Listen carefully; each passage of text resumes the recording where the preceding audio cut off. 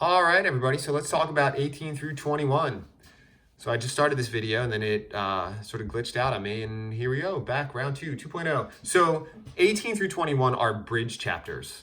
And what I mean by bridge chapters are, I don't know if that's a term I'm making up or if that's a term I actually studied somewhere, but it's like a bridge. It's trying to get us over this sort of narrative gap.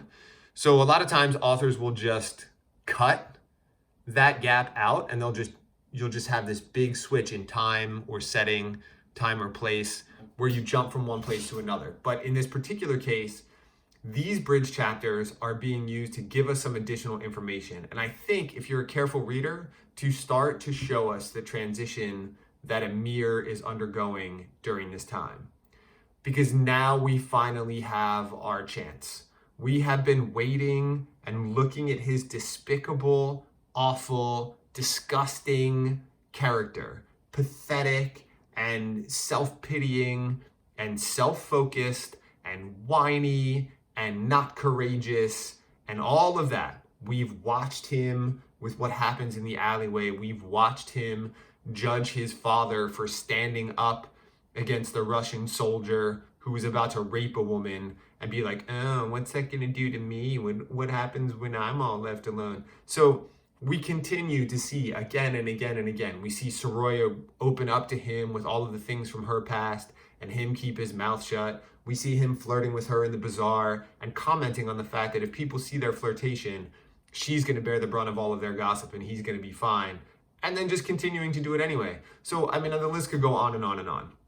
But we're promised at the beginning of the book with the phone call from Rahim Khan, the possibility of a story of redemption. And the thing that Hosseini has done so well in writing the novel is he has given us a character where that's going to be a really, really challenging task. Here is a guy who has been made into a character thus far who is about as despicable as you could possibly have. Short of, being just a rapist and a murderer. But now we get to see the chance for redemption. And that's what I mean by bridge chapters. We have to form this bridge from the big bomb that's dropped at the end of chapter 17 about the fact that they're actually brothers to finding Sarab, that's Hassan's orphan son, and trying to rescue him. We have to somehow get from point A to point B. But the problem is, point A, you have this self-centered, whiny guy who seems incapable of doing anything for anyone else, who has just come from America to Pakistan. And we have to get him to point B, where he has gone from Pakistan to Afghanistan, so physically from point A to point B, and also from the guy that we've known the entire time in the book to a guy capable of this rescue. He doesn't seem to me right now a character who has what it takes to go into war-torn, Taliban-controlled Afghanistan and somehow be the savior for this orphan. I don't see how that's possible based off of who we know. So we need to take some time to get there. And that's what I think these chapters are doing. So chapter 18 is basically Amir doing what we did the other day.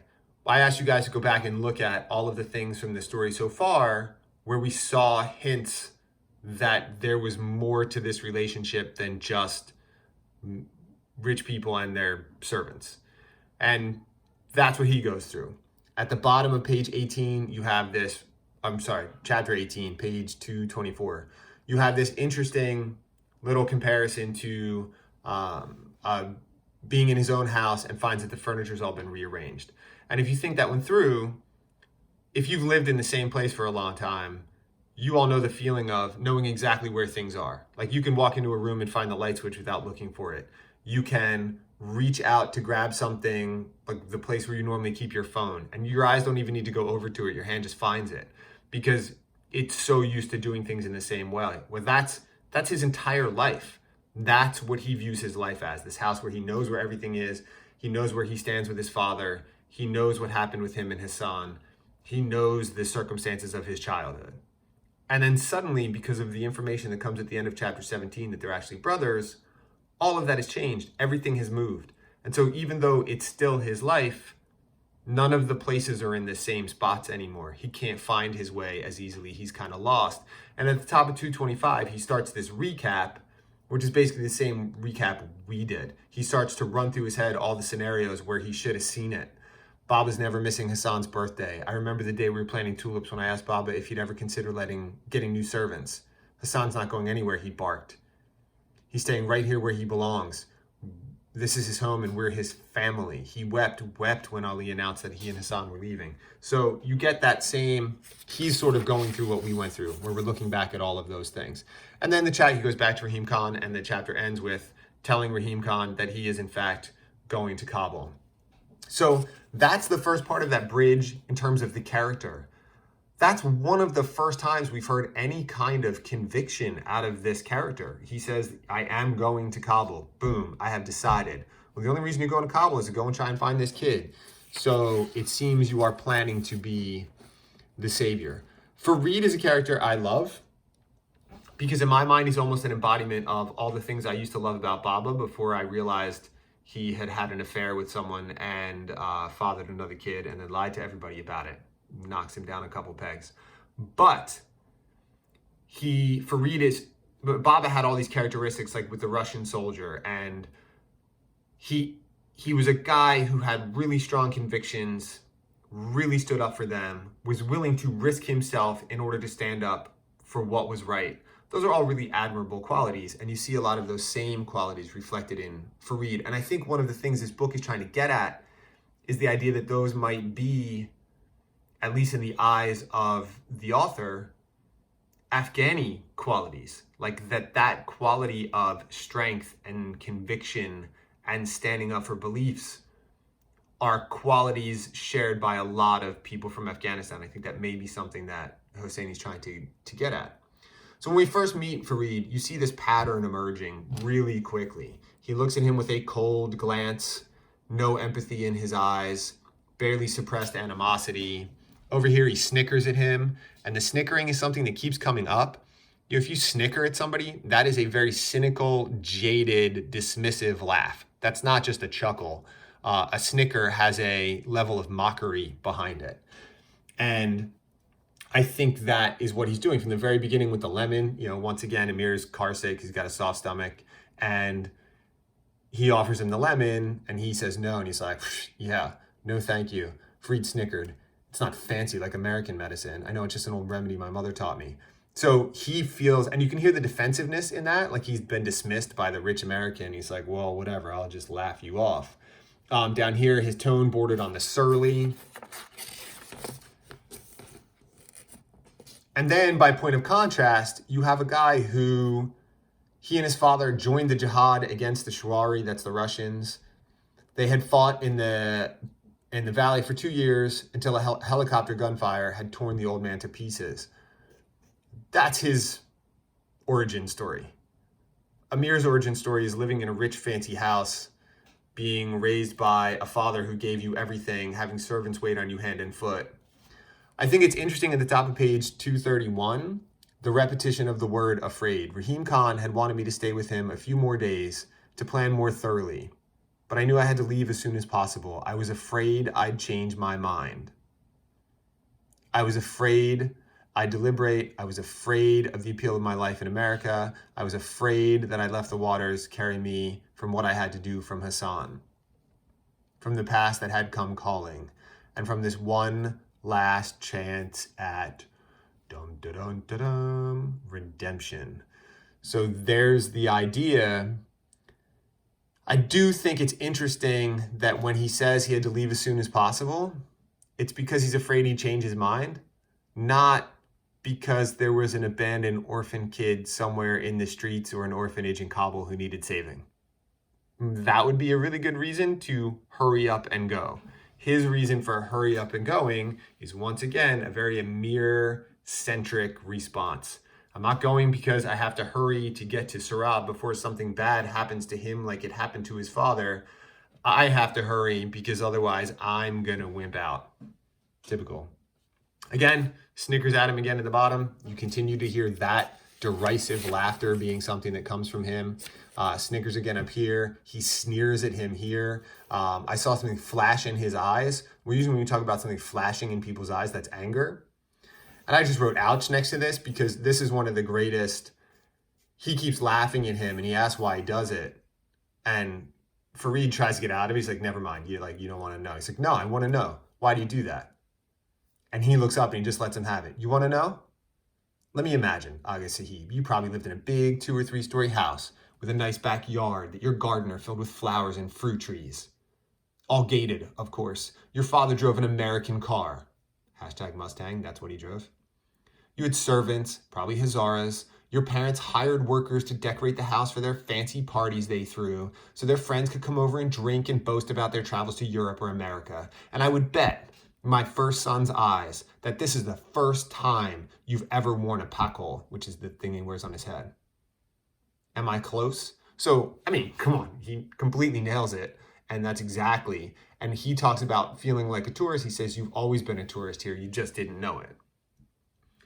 Which I think is a fair assessment of him. I mean, if you look at the real struggles of the people of Afghanistan, if you look at the struggles of the Hazaras, if you look at the struggles of Hassan, here's a kid who, has just gotten to be a tourist. I mean, think about that comparison to a tourist. What does a tourist do? Think about people go down to, like Mexico, and they drive past all of these incredibly rundown shacks, and then they pull into their big fancy resort, which is gated off from the rest of the place, and they get to go and enjoy the sun and the water and none of the things that the people living there actually have to deal with.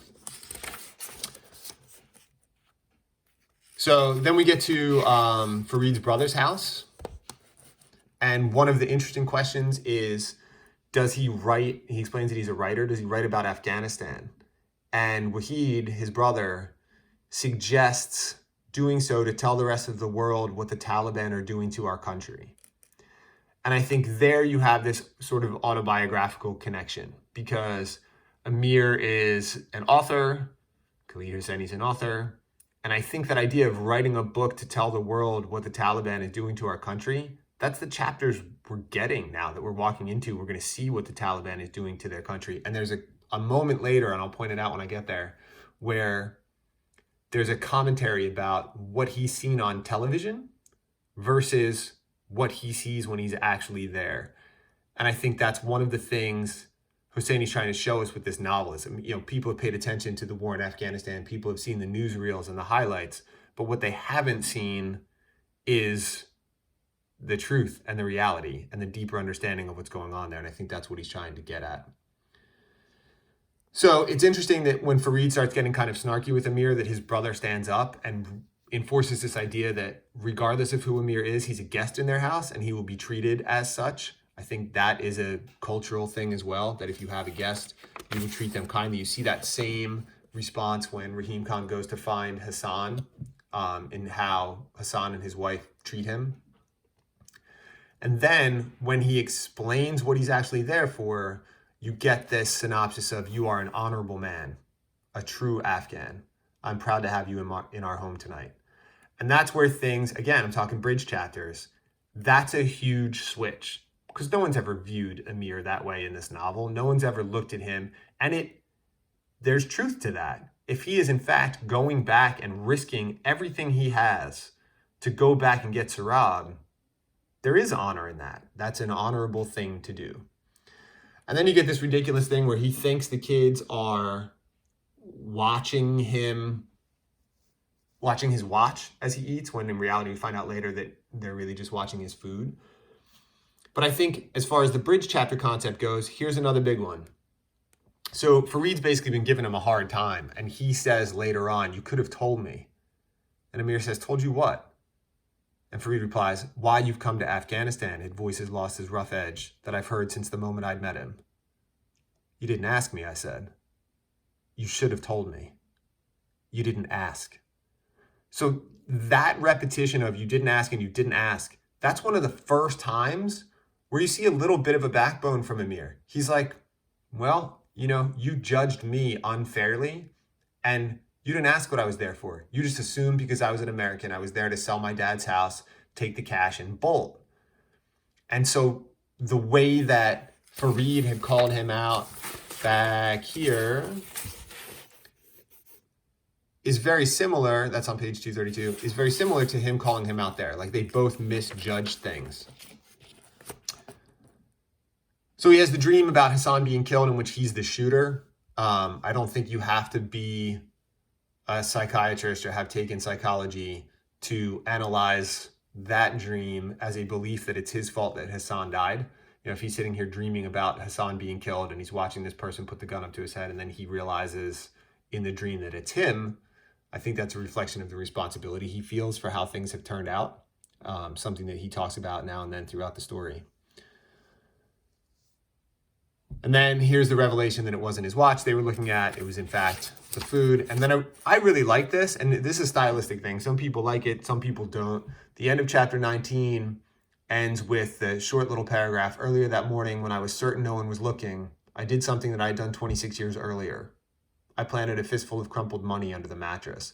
I love the return to that money thing, how the last time he was doing this terrible act of framing Hassan, and in this time, he's leaving money behind, not letting them know he's leaving it behind because he doesn't want the recognition for it. He just wants to help them. He doesn't want to put him in the awkward position of having to look him in the eye while accepting his charity, which a lot of people struggle with. He just wants to help him. And so I like the fact that you recast that same gesture of sticking money under the mattress, this time in a redemptive light. There again, that's what I'm talking about in terms of the bridge chapter. You're watching his character change little by little over these chapters into someone who's capable of doing it. And so then we get a lot of stuff at the beginning of the next chapter about what a mess Kabul is, all of the orphans who are there, all of the people begging on the streets, all of the bombed out buildings. And here's that passage I was talking about. That was the first time I ever saw the Taliban. I'd seen them on TV, on the internet, on the cover of magazines and in newspapers. But, so by starting a sentence, that's technically a fragment. If you start a sentence with a coordinating conjunction like that, that should be connected. This should be a comma, and this is a coordinating conjunction that joins these two independent clauses. But that's not what he's doing. He's setting it apart, and people do that, will use coordinating conjunctions to start sentences when they want to emphasize something. It's sort of putting in a bigger emphasis on the but. Sorry.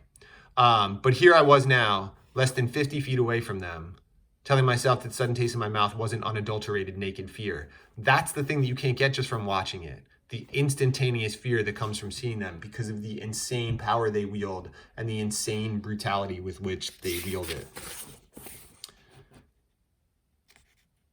And then that doesn't really matter.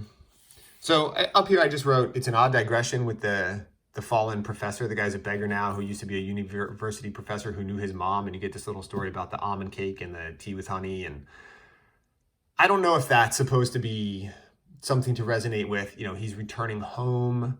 And so by returning home, he's reconnecting with his family and his ancestry. And I'm not exactly sure what Husseini's getting at there, other than just to kind of connect back to his mom. So then we hear about Sarab, we hear about the slingshot, which reemerges, which again connects him to Hassan. Hear about all of the kids who are now orphaned, have no fathers, and have moms who the Taliban won't let work, and so therefore they cannot provide for their kids, so they stick them all in this sort of big, awful orphanage that's short on beds and short on food and short on everything else. And then I think here's another key aspect to the bridge chapter, because when they start to get to, it's down here at the bottom of 255, there's a Talib official, he muttered. He visits once every month or two. He brings cash with him. Not a lot, but better than nothing at all. Usually he'll take a girl, but not always. And you're like, oh my God, what? You're trafficking kids? And here's what I mean about Fareed being like Baba. And you allow this, Fareed said behind me. He was going around the table, closing in on Zaman. He doesn't even debate it. He doesn't think about it. He's not having a discussion. He's going to go and kill that dude because that dude is selling little kids to this Taliban official. That's it. It's black and white for him. It's just like Baba with the truck driver when it turns out the one truck was broken down and all these people had been in this basement all this time. And he goes and just grabs the guy by the throat and like pins him up against the wall. It's a very similar thing. And he says down here, I'm killing him. You can't stop me. I'm killing him. It's a Baba when they're all like, please stop. You're going to kill him. He says, that's what I aim to do. So look, I'm not advocating for that kind of behavior, but in literature, at least, we're we're allowed to indulge the nobility of that gesture. Like, it is clearly wrong what he's doing. And so there's a sense of justice in what he's doing. But then you get the really troubling part, which is the position he's in over here, because he says if I deny him one child, he takes 10.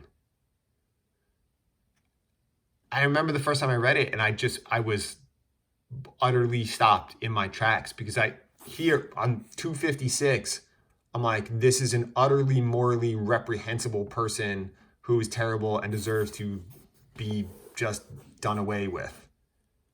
By the middle of 257, I suddenly have empathy for him, and I don't want to have it, because I don't want to even entertain the possibility there's a situation in which those actions are acceptable. But if his choice is he takes 10 and you get no money, or he takes 1 and you get money and you can spend that money on all of these kids, and he goes on to talk about how he spent his whole entire life savings, everything that he's ever had, it's a pretty awful choice. And then we get introduced to the one wearing the black sunglasses, and that's the guy we're going to get in 21. So here, hardly anyone seemed to notice him. I think it's just an important bit of narration, because you have a guy hanging there. Nobody notices. That would imply this has become a commonplace thing, which I think that's the idea.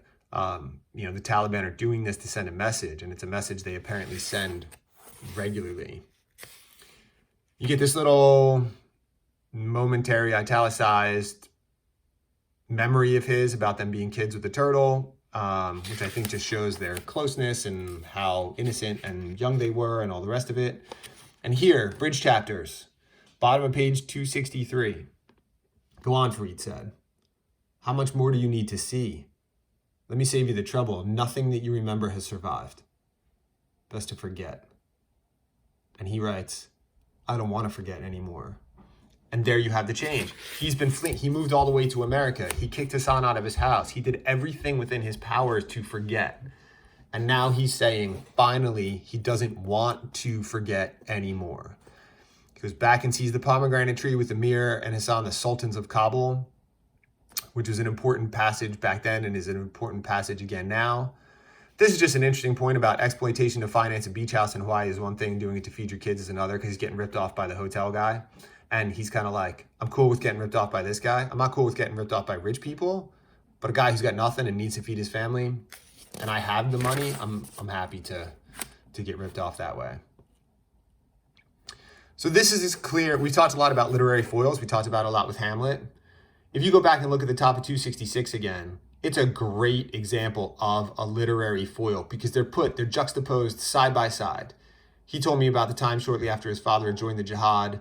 They were stranded without food and ate locusts to survive, like locusts, like the bugs.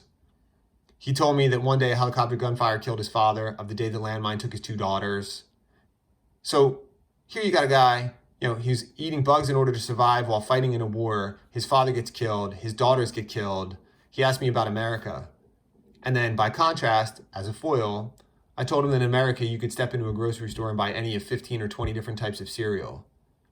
The lamb was always fresh, the milk cold, the fruit plentiful, and the water clear. Every home had a TV, and every TV had a remote, and you could get a satellite dish if you wanted, receive over 500 channels.